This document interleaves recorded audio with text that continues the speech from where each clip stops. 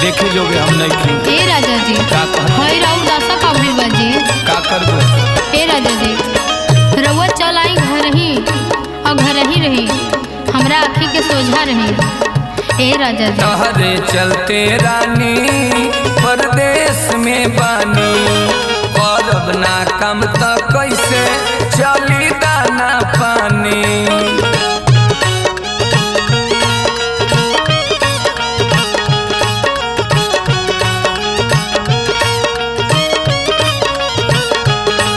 तहरे चलते रानी परदेश में बानी, करब ना कम त कैसे चली दाना पानी।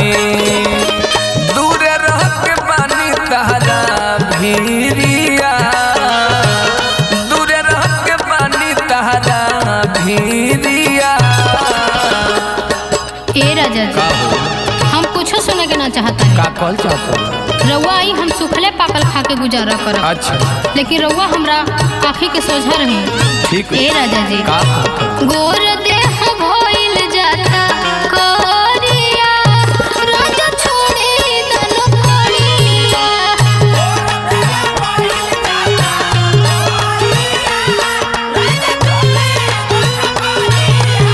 छूछे खइबे मांगब ना त करिया, राजा छोड़ी दन करिया।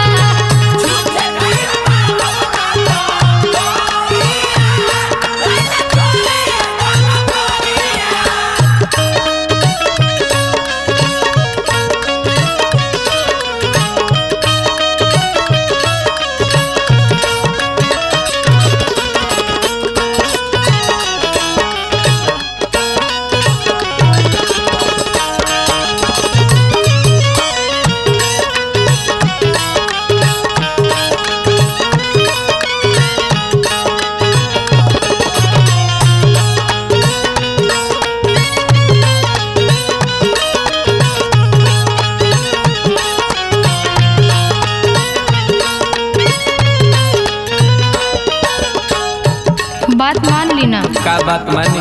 ए राजा जी का कहत? चल आई ना। कैसे है? तोहरा बिना कुछ निमन नहीं खेलागता। हमरो इजा निमन नहीं खेलागा।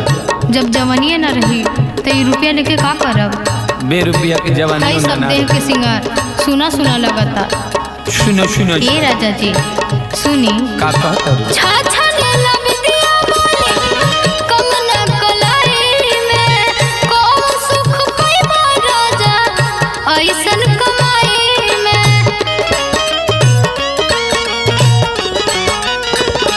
घर के गरीबी हमार दूर बाटे कइले, याद आवे गौआ त अखिया लोरइले।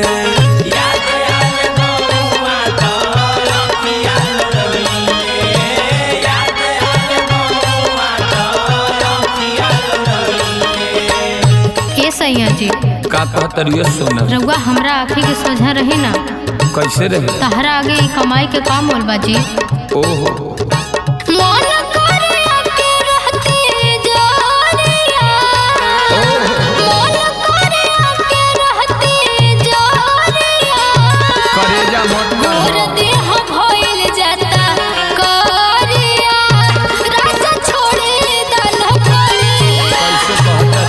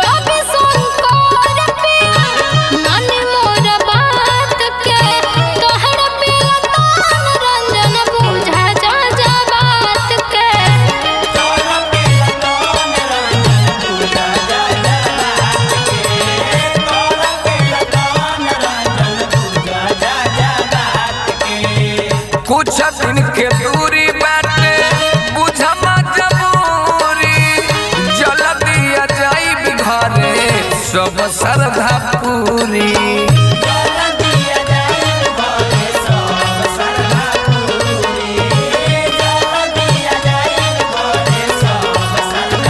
एक बात कान खोल के सुन ला।